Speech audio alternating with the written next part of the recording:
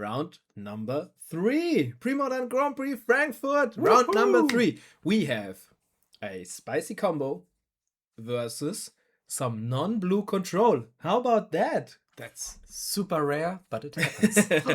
So all combo lovers, please listen, because on the bottom half we got Alluren. Oh, I got the Alluren guy next to me, so he knows. I got the expert here. And on the top we have black-white control, a very stable control deck. Of course, utilizing white with Swords to Plowshare. That's obviously the big card, and plays Exalted Angel, bunch of discard and a bunch of removal. Very weak to land destruction, but Alluren does not have land destruction, so we probably have a very, very, very cool game on our hands. What do you think? You're the Alluren guy. Who is favored? Yeah, it's a very close call. So I think there's two versions of Alluren basically usually. So we have one which uses survival of the fittest and plays less combo pieces, but still very powerful in assembling the combo while creating a stable board state. Mm-hmm. And then we have the This one? This one is Veteran Explorer, which is a version that I personally don't like too much. It relies more on the creature-heavy package. So you play Living Wish, right, to find your creatures, and then you usually play like 3 harpies, 3 ravens, like everything in 3s. And you try to assemble the combo via Living Wish, and you usually play also something like Intuition to tutor your pieces together. And the idea with Veteran Explorer is that you have Phyrexian Tower to sacrifice it, or Cable Therapy to sacrifice it, and then really get out a bunch of lands to play an early Alluren as early as turn 2, right, to then combo off. And I'm pretty sure we will get into the combo, and then we can explain it later on. And then regarding your question, who's favored, right? I think black-white, you mentioned it, has very, very strong disruption. And I think disruption against Alluren can be quite strong, especially against this version. So if we have an early discard on the Alluren, if we see like 2 Swords to Plowshares for the combo pieces, this can give a huge advantage. But Alluren is always there for a surprise. It can win out of nothing, so I'm very excited. There's a tower. Okay, let's see what's there. Interesting creatures. We have the Kevin Harpy, that's the bread and butter of Alluren. We got the Impulse Raven. Raven Familiar? No. Raven Familiar. Raven Familiar. That's they can look at the top 3 cards and pick one of them. And we got Cloud of Fairies, which untaps lands if it comes into play. But maybe without survival, what does the rest find? Only like the wishes, Alluren. Probably Impulse if he's playing it. It really depends on the list. Cable Therapy, which would have been played already by turn 1. So not much to hit. You're completely right. And you gotta hit the Alluren with the duress. That would be the most optimal thing. Correct. Just Veteran Explorer getting 2 lands, ramping to your fast Alluren. Still very strong hand in general. You have the Raven Familiar to find the Alluren, right, to dig a bit deeper. You have a soft combo with the Harpy. You can replay it a couple of times if you want to. And you already have basically 2 mini combos in hand. So if you find the Alluren, you're very close of going off. So and he got the blue mana for the Raven to play. It probably gonna do now, I guess. Take a damage. I think that the downside for black-white in this matchup is really, I think, correct me if I'm wrong, but I think black and white needs quite some time to kill the opponent, right? If there's not an early angel, it gets kind of tough. You basically got 3 win cons: the angel, the dragon, and the decree. I think these are your win cons. And like the dragon and decree needs obviously a lot of mana. The angel is pretty fast. You can, if he plays a land and a morph, that's probably the angel, and that would be a very good turn to play an angel, I think. But 2 mana. I mean, what is interesting also to see, a lot of players actually never played against Alluren. Yeah. You can see that the black-white control player is reading every card. He had to look at the Raven. What the hell is that, right? Yeah. So very, very common. And there we see the cable therapy that we talked earlier of, which is very, very strong. Discarded by a Gerald's verdict. And he's gonna read the cable therapy as well. No, it's okay. Maybe just making sure what it actually does. Right? I mean, the beauty of the Grand Prix is that the format was so unique that even guys from outside the format wanted to try it. And I mean, I can relate to that because it was so good. Okay, what we see now is you have the Raven has Echo, and he was pondering if he wants to pay the Echo or not, but I think keeping the Raven in play with the Cavern Harpy who can bounce it on the hand is a very strong play. And now we see that the Veteran Explorer most likely will be sacrificed to the Cable Therapy if he wants to. Or the tower, but I think knowing what the opponent is going to do is a good thing. Yeah, there it is. So what you're gonna name here? Probably Thoughts to Plowshare, I would assume.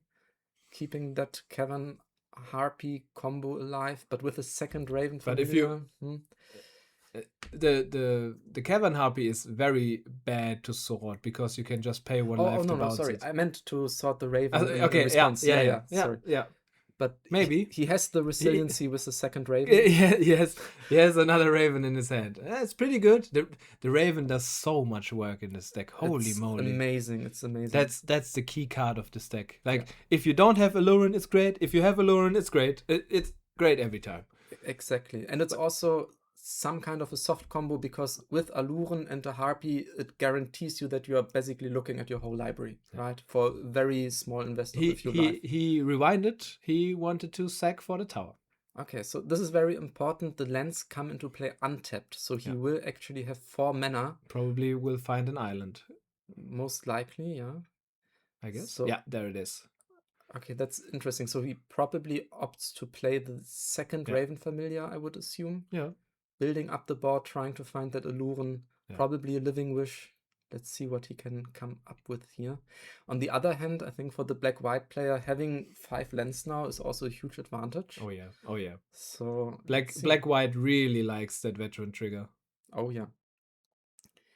On the other hand, 2 more basics, so Dust Bowl becomes less relevant. Probably not that strong in the matchup in the first place. But against the other version, they play more non-basics. Oh yeah, the other version is very, very vulnerable to wastelands, to any land destruction.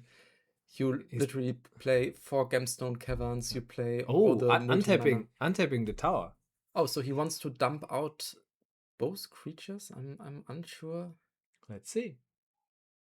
Oh man, the combo decks are always great because even if you have the same combo deck and have like 3 different players, everybody has their certain style of playing, and sometimes play their turns completely different than some other would do, and that's the beauty of some of the combo decks. So I'm curious what his plan is here. So usually these lists only play 1 Cloud of Fairies and 1 in the sideboard. Mm-hmm. So here's the Harpy. Willingly puts it into play. Okay, let's see. Gonna bounce the Raven, but obviously it's... Yeah, so probably what he's thinking, he can play the Harpy, and the Harpy is eventually at some point able to protect that Cloud of Fairies, but not really without the Alluren. Yeah, I'm interested what his thought process was here, but we probably won't find out. Let's see. But what he has is now 2 creatures that are flying that will ship away 3 life a turn, which is relevant. Yes. So the black-white shells usually play also cards like Skeleton Scrying, which also you have to sacrifice your life for, right? You see the pain then, so every damage that you can chip away might be relevant. Yeah. Then it's just a beatdown Alluren. Yes. It's okay. So I think that's he just passes and wants to have a great turn next. And I think it might be a very smart play, actually, because if he would have deployed the second Raven, he would have been very vulnerable to Wrath of God, which would have been an option. Yeah, Wrath of God, often played by black-white. It's obviously a very good card and trades 1/4 2, 3, 4. Okay, so what could black-white do here? Probably Exalted Angel would be quite strong. Well, let's see. I'm very interested what he has in his hand. So 6 mana. Hardcast Exalted. Probably play it as a morph with some removal backup. Yeah. The Cavern Harpy is so... Yeah. Maybe just for the people who don't know. So Cavern Harpy 2/1, you bounce either a black or blue creature when it comes into play. There's your morph.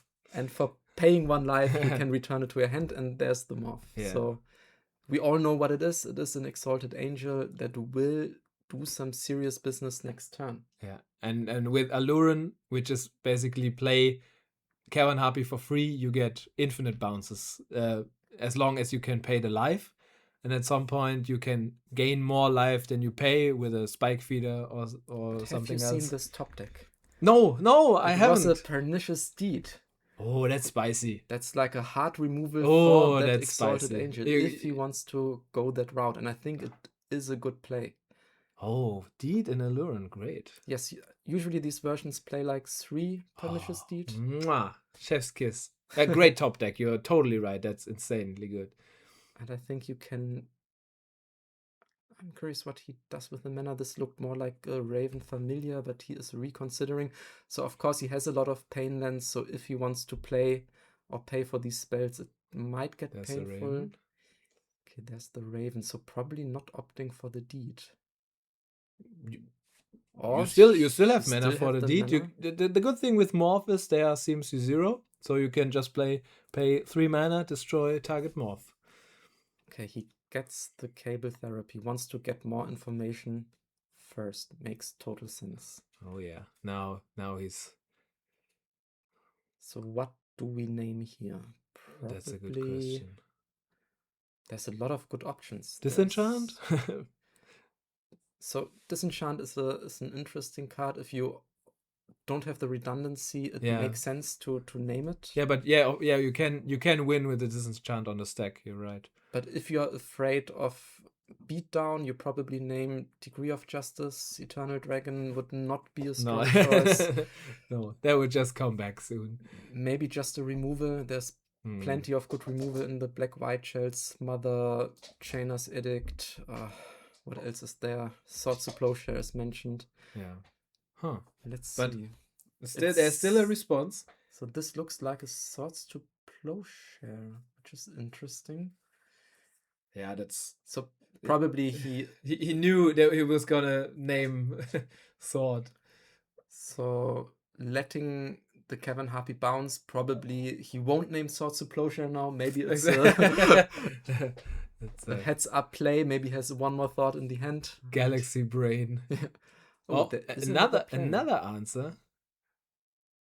That's interesting. What is there for? Maybe a Planescycle Eternal Dragon? Would you do... Yeah. I mean, you can do it for sure. It's okay. Okay. Interesting. Oh, you are I'm a wizard. So I got 2 right here. Yeah. Can you tell me the lottery numbers for the next? No, but I would assume he names now Degree of Justice. This would kind of be my logical choice. We will see. There's the Disenchant and there's the Decree. This is actually a Wrath of God. Oh yeah, you're right. That's the Wrath of God. Promo Wrath of God. But there's a full art Disenchant as well. That looks similar, but that's Wrath of God. You're totally right. Okay, but it looks like he missed, so he named neither of them. So you would have gotten the Decree. I would have gotten the Degree. Wow. But I'm not sitting in that spot. Yeah. So right now in your chair, you would have gotten the Decree. But I have all the information. So yeah. But see a great job. Let's see. Really... Raven Familiar. He has another therapy in hand. Yeah. Wrath of God, man. But now the question is he afraid of these 2 cards? I personally would probably just stripe them off both, depending on what is under the Raven Familiar. I mean, it's hard to say because you never know when you're going to find your Alluren. That's true. Yeah. If you want to be safe and not get beat down by a bunch of 1/1 soldiers, you better take it away and give yourself the breathing room. But what do you think of But not handling the Exalted Angel? No, that's rough.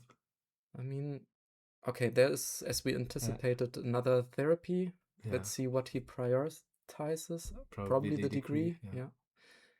So the Wrath of God is worse. I mean, with an angel on board, you don't want to wrath yourself. Exactly.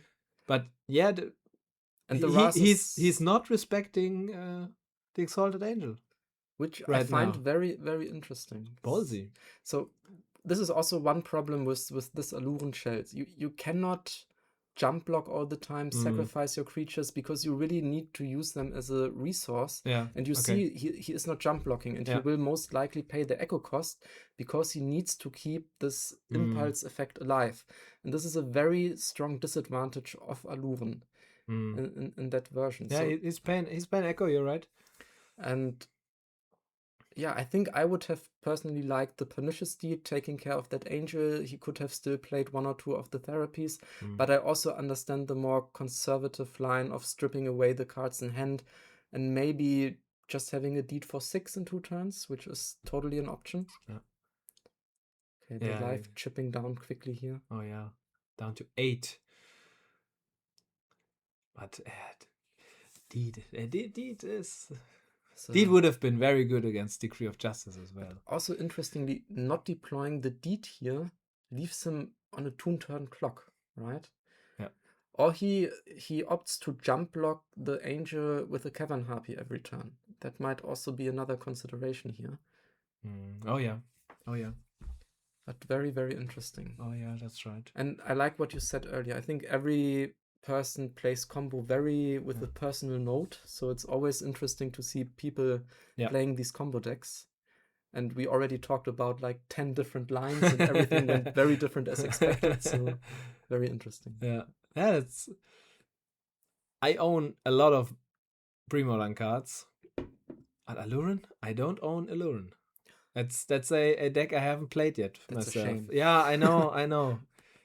But maybe soon. Maybe this game will get me to buy. I can borrow you the deck. Oh, thank you. Okay, very good. Okay, let's see what happens here. So 6 life is very low for the Alluren player, because if you look at the Harpy, at all the pain lands in play, let's see how this turns out. Okay, he block and bounce probably. That makes sense. All right, block and bounce. Okay, going to 5 life. So many pain lands. Yeah, and I think he doesn't have a source of black mana that doesn't ping him. So this Cavern Harpy jump block.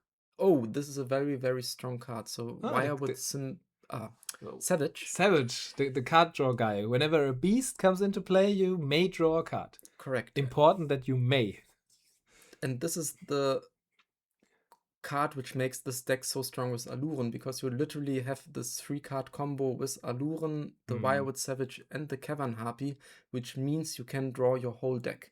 And from there, you have a bunch of different combos that you then can take. For example, the Cloud of Fairies generating infinite mana, having a Soul Warden to get all the life, and then... Oh, is that a Manowar? Is that a bouncy boy? That looks like a bouncy boy, and this is a big hit here. Yeah, that's a good bounce. So resetting the board probably. Let's see what he aims for. But this game gets very interesting. And also interesting enough, we saw 4 Raven Familiars without hitting the Alluren. So he is more than 20 cards deep without seeing the key card here. Wow.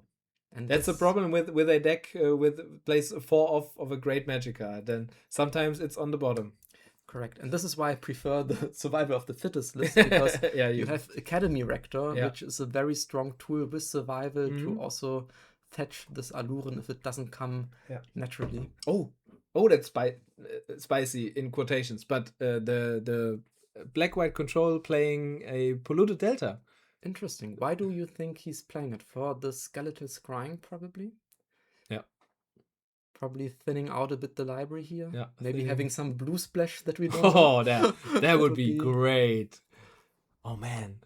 Imagine. Esper. I mean, there are a few dump truck lists which play the 3 colors, but it's very rare nowadays. All right. Eternal Dragon going back to his hand. He's not respecting the Exalted Angel at all. That's so cool to see. I think maybe they would be terrible by me. Okay, there you see Pernicious Deed. He sacrifices the Raven for 2. Thank you. Gets the deed. Okay, he does respect the angel. Okay, I think he can do it because he basically tapped out for the Eternal Dragon. If that wouldn't be the case, I think he would have been more cautious because he would have to need to respect the degree of justice, right? Yeah. But I think it's a very, very good play in this situation. All right, and I mean, what does Black-White needs to do? He needs to find another planes, I think. But would you try to close the game out? The opponent has no Alluren. You know about the Cavern Harpy in hand. And what's your plan? You want to close it, right? But I mean, the problem is the Black-White player has a Wrath of God, and that's it, right? So yeah, the Alluren draw. But probably he had the dragon. He could have played the dragon. That's true because he didn't know about the Mana War. So let's see. I guess we're gonna see an Alluren here. So double green. Yeah, but he has all the good cards in his hand for Alluren, right? He won on the spot if there's no removal. And now this is also a very tricky part, and I'm very curious how he will play it. So if you have the Alluren in place, you should follow the sequence of putting Cavern Harpy in play with the trigger on the stack, and then, for example, playing the Mana War. Yeah. There is like a lot of funny interactions which actually help you to protect your creatures. In this case, with the Wirewood Savage, also very, very important. He plays the Mana War first. This is also very interesting. So Mana War is in play. And then he would put the thing why it's possible is because the Cavern Harpy doesn't target, right? It says return a creature. Exactly. That's the big difference. I needed to learn that as well, because that makes a huge difference if it's a target or not. Because if it's a target, you need to have the target beforehand, and if you don't, if it doesn't say it, then you can respond with another creature and bounce it immediately. So this was very interesting. He played the Mana War and bounced it back to his hand. Did he want to test the waters? Did he have... I mean, there must be something behind it. Yeah. Very interesting. Cool play. Maybe just testing the waters. Do you want to waste a removal here? Yeah. Come on, play it. Play the Alluren. I want to see it. Come on. So what is the line? He plays the Alluren. You tell me. The Savage and literally won, as he has 2 ways to protect the Savage. I think this should be game, in my opinion. He knows about the Wrath of God, so there's really only 1 card. Yeah, that should be game. Savage. So he needs to read it, because who knows, some random comment from Onslaught. Correct, yeah. I knew it was from Onslaught. Okay, now is the time to react. So with the Cavern Harpy on the stack, so Alluren says you cast it for free. So it actually touches the stack, so there can be a response, and now the Mana War is crucial. Exactly, because now he has the Mana War in hand, and whatever he would target, you can flash in the Mana War from Alluren and bounce the targeted thing. Okay, and this is where the unfun happens. I have so many people who had to read this as well, right? What, you can draw infinite cards? How does this work? Yeah. Oh, there's also an interesting card. You can see... Exhume. No, it's... Unearth. Unearth. I always mix up the names. Unearth. I think it's usually a 1-off in the deck. He does the dance. He does the dance. Okay, and now he really just needs to find the pieces. We need to read again.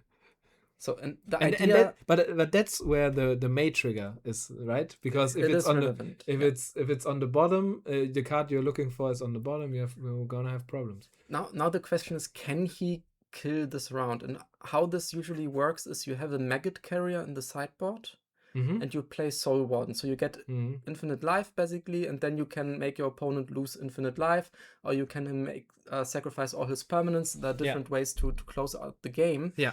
The problem that I'm currently seeing is, does he play more than 1 of Cloud of Fairies or not? Because if he only plays 1 Cloud of Fairies, he cannot play a Living Wish this turn, as he doesn't have the mana. Yeah. And then it would mean he closes out the game next turn. But it's a... I don't know his deck list, but maybe if you have a Veteran Explorer, sack it with a Cabal Therapy if he has another. True, this is an option, or he could just unearth the Cloud of Fairies. All that, yeah. Oh, right. True. You're right. You got. Oh, he. Oh, did you see what you just drew? The Stroke of Genius is also a kill option here. Nice. All right, infinite life. Okay, so probably named like 5 billion here, right? Yes. Has to read again, of course. Yeah, these are cards you rarely see in Premodern outside of Alluren. So Soul Warden, you get a life whenever a creature enters the play. Very strong coming from Exodus. Okay, there's the Unearth. He finds it. I think it targets the Cloud of Fairies. 5 billion minus 1. There we go. And now he has infinite mana, as he can just bounce and produce mana as he wishes. Oh yeah. And then there's the Stroke of Genius for the win. Oh yeah. That's so clean. That's so cool. I think it was perfectly executed from the Alluren player. He was very aware of how he has to sequence, what he has to find, and when he has to deal with the opponent board state. So very, very well executed. And I love if stuff goes infinite, I'm down for it. That's so cool. Like in Modern Magic and Commander and stuff, you can go infinite mana with a half-eaten sandwich. That's true. But in Premodern, you gotta work for that. You have to really, really, really work for it. And there are not many combos achieving this. This is. And if you are going to get it, that's why I love Turtle Splash as well, because it generates infinite mana as well. And if you do it, it looks so smooth, so cool, so rewarding, and then you just slam everything. That's just the beauty. That's just the beauty of the form. Oh, have you seen it? Have you seen it? I have seen it, but enlighten me. What is the card doing? Oh, Form of the Dragon. Spicy. It's a very expensive red enchantment. Costs 7 or 8? I think 7. 4 and 3 red. Or 5 and 3 red. It's an enchantment. You can't be attacked by creatures except flyers. At the end of your turn, your life is going to 5. And in the upkeep, you will shoot 5 damage to target creature or player. So what is the strategy here? Why do you think he does bring it in? I don't know. No, I think it's a very interesting choice. I'm also trying to understand. But I mean, does he play Rector? No, right? I don't think so, but boarding this in indicates somehow, but he doesn't have much white sources either. Probably some gemstone mines and the Birds of Paradise. Let's see how this turns out. I'm very curious. Just a one-off Form of the Dragons. That's so cool. But no, it works really, really well against non-flyers. Obviously, if your opponent plays a creature deck. Maybe scared of the degree of justice here. Yeah, probably. But Exalted Angel flies, Eternal Dragon flies. So and I don't know. I mean, if he generates infinite mana somehow with red, then he has already won. He doesn't need it. But there is probably something very special. So let's see what he's cooking. Yeah, and as the kids say nowadays. I guess he will play one Academy Rector on the board actually because of the Living Wish. So that might actually be one of the outs. Yeah, and then you can close the game because like you only need 4 turns to win with Form of the Dragon. Yeah, and you control the control player basically in that way. I mean, it's very vulnerable to a disenchant effect, which might come in quite heavily on the other side. I love it. No. There is no disenchant. I love it, and he's playing it, and we are good. Maybe one interesting note here. So Alluren in this version usually has very few sideboard cards because you have to have the whole Living Wish package. You usually play Engineered Plagues, which also takes up 2 to 3 slots for like the goblins and the elf matchups. Okay. So very little room to sideboard. So probably for all the matchups, you have like 1 or 2 cards that can come in, and probably he has a lot of experience with this deck and decided Form of the Dragon is a good card in these control matchups and brings it in. So I totally respect that. Yeah. He had a starting hand of Veteran Explorer, Birds of Paradise, Soul Warden, and Restlands. So he mulliganed that away. But now let's say he's drawing his next 7, and there's an Alluren. Would you put it under the deck? That's a good question. I think I would keep it. Oh. Because if you put it under the deck, it's basically the same as getting the rest, right? So is it? Aren't you have? You don't have much shuffle effects with this deck. Right? No, so you probably have one intuition, and that's really it. Maybe some versions play like polluted delta, but oh man, it's going down to 5. Ooh, yeah, but rough. like you, I always expected a res. Like, there's no way he looks at his hand without discard and say, "Yep, let's ship it. Let's take it." So I assume there's always Cabal Therapy, the res, whatever. Probably only the res in control. The interesting thing here is that black-white really has a huge advantage against mulligans, because you have the verdict, which trades 2 for 1. You have the 4 duresses as mentioned, so it really can punish mulligans quite heavily. So hurts my soul every time. It's so like, okay, what do we have? Yeah, there's an intuition. You're right. Okay, I see. That's going under. Yeah, that makes sense. Savage. There's a savage, a swamp, and a birdie. So the rest is now disabled. It's a wasted card. Yeah, I think it's a good mulligan to 5. You have the Raven on turn 2. You can scalp your hand a bit. Bird is really making difference. Bolt the Bird is not just a meme. Bolt the Bird is really true. There's the duress. You see, you always expect the duress. So you made a good call, right? If it would have been an Aluren, he would have mulligan to 4. Yeah, exactly. So I should listen more to you, Chris. Always. No, but really, I'm a burnt child. I always see the duresses. No, but you see, very heads up, right? He puts the intuition under the library, knowing what can happen. And here you see one of the sideboard cards coming in, probably even main deck, the Furnace.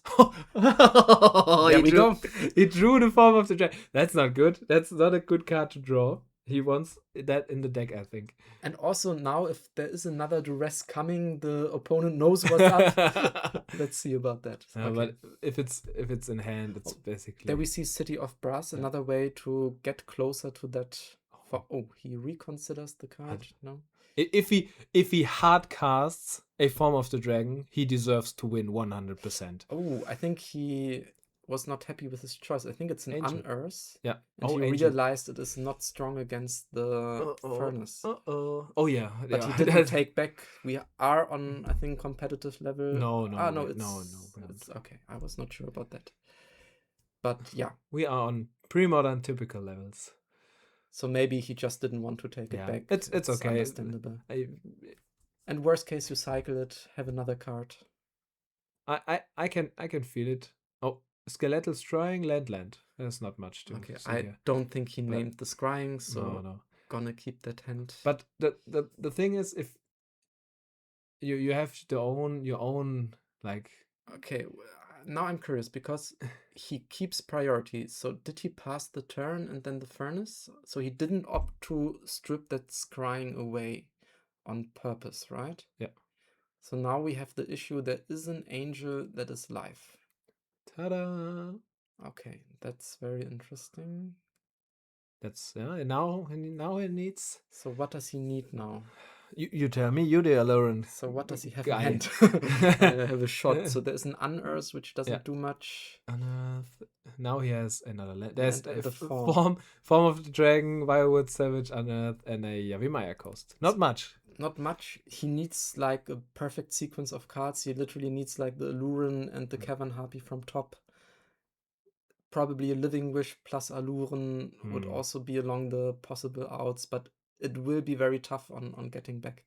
Also, a very interesting choice, deploying the Savage. If there's a sword, you have problems, right? Exactly. So this is something I personally would not have done. Just protect the Savage. The Duress can't hit it. The only card that can hit it is the Verdict, probably, when you have to discard 2. Yeah. But keeping that combo piece in mind in this board state might be essential. So if I see the next time, if I gonna see a Wirewood Savage in the wild, I will try my best to remove it. Always. Very good. Okay, Barrenmore's cycle. So this was the card drawn for the turn. Let's see if he has some follow-up here. I think... Wrath of God would be nice. Your angel is gone. Okay, maybe it's not nice, but the draw engine from... Yes, there it is. There it is. So we even talk better. About it. Even better. And the problem now is you really decreased your odds to 0, basically. Because now you need a 3-card sequence of draws, and there's the Alluren. No, you know what you need? Form of the Dragon. You need Form of the Dragon. Fair point. So probably what we're gonna see is cycle that unearths away, try to find a Harpy, and take it from there. That might be enough with the Raven, but life is going down fast. There is not many turns left for the Alluren player. Let's see. That's 1 damage. That's 1 damage. That's 1 damage. Not very relevant in that spot. When you are playing... he singled out his Form of the Dragon in hand. He's really, really sad he drew it. I mean, if you draw a 1-off that should not be drawn, it's rough. It's very, very unlucky. Piece. Oh, he's playing also. Yeah, he's playing Polluted Delta. Colors. He's playing just to thin it out, and of course, Skeletal Scryings. Yeah, that's very interesting. I think it's the first time I see a black-white control list with fetch lands, actually. Yeah. And now he can scry it away. But yeah, it's a good scrying. You draw 4, you have all the life in the world. Leave 1 white up for Thoughts of Plowshare or a potential duress here. Exalted Angel Man. So let's see, what does he hit? 4 cards. Card draw non-blue is really really struggling. You gotta work for your card draw in other colors, man. Totally. One of my favorites we just saw are the cycle lands. I'm a huge fan of these. Yeah, good cards. So let's see, what can the Alluren player draw here? I think it's Harpy. Yeah, he's gonna cycle. Yeah. So there's no point in keeping it against the Furnace. Let's see. Did he find the Harpy here? Living Wish. That is... Oh. So there is a line of winning this turn, actually, if there's no removal. 6 mana. Let's see if he goes for it. 6 mana. So playing Alluren, playing Living Wish, finding the Cavern Harpy. Okay. And going from there. So he has 8 lives to play with. That would be 7 mini impulses. And I think this is exactly what we're going to see here. There's the Living Wish for most likely Cavern Harpy. Coming back from this fight. That's crazy. After removing the Wildwood Savage. Oh, let's see. So he drew actually the perfect sequence of cards that we talked about. Oh man. This is getting really interesting. So how does it work, right? He plays the Harpy, bounces the Familiar, and then has 7 more Familiar activations as he can bounce it, which basically sees half of the deck. But what are you looking for? So you probably look for any of the combo pieces, another Savage, a Soul Warden. Okay. You're looking for... Soul Warden would be great, right? That would mean he can just go through his whole library and win on the spot. Yeah. Another Harpy is great. It saves you 1 life to recycle. Oh, yeah. I think this is game. There is very, very low chance of missing from this spot if there is no Swords to Plowshares. Let's see. I think he will find the line. He executed the first game perfectly, and he knows exactly what he's doing. I think this is in the books. Oh, man. With the Form of the Dragon in hand. Maybe we're gonna see it. He has the Cloud of Fairy action. Okay, there you have a Living Wish now, which I assume he would take. He's opting for the Therapy. Interesting. No, it has to be the Living Wish here, I think. It's just so strong when you have the Cloud of Fairies. Yeah, and that is what he's opting for, which I think makes total sense. No? No. Okay, you jinxed it. You jinxed it.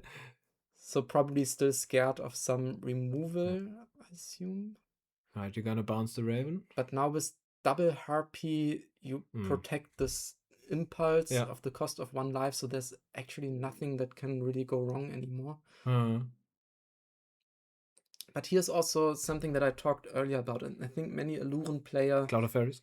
There's the Cloud of Fairies. Don't understand the interaction of first playing the Harpy and then playing the Raven Familiar, because this would have actually played around a Swords to Plowshare, right? Because you play the Familiar, you put the trigger on stack, and then you play the Raven, and you have, again, the Harpy to bounce and protect that Raven for the cost of 1 life. So if you ever want to pick up Alluren, I highly recommend to sequence it like this and having a small advantage against there you other have players. it. It's complicated. It's not easy to figure there's this. the therapy. Oh, Okay. what's in there? Is the coast clear? Disenchant. There's a disenchant. There's a decree of justice, and there are 3 lands. Okay, so the coast is clear. He knows he can go for it. Yeah. He just needs to find it now. Yeah, he has 5 life left. So there's at least 5 more activations. Yeah, they're So talking 6 about more. it. Yeah. They're talking about how is this infinite? Nah, it's infinite with infinite life would have been good. And don't forget, he put 2 living wishes on the bottom. So Yeah. he still Oh yeah. needs to find something here. Veteran Explorer. You can shuffle. You can shuffle. Yeah. But do you want to give your opponent disenchant mana? No, I don't think you want to risk it here. Yeah. So let's see if he can find the win. There's another. Oh, there's a soul one. There's the soul one. So basically, he has now the infinite loop. So there's the soul warden. So now it's even, right? Now it's even. So bouncing the Raven Familiar. Oh no, it's actually +1 life because you have you Familiar and yeah. the Cavern Harpy. You're right. So he even there it is. Gains life, and that's game. What a comeback from the Aluren. Okay, player. 1 second. I'm gonna buy me my Aluren right now. Perfect. And there we have it. Chris will play Aluren in the next tournament.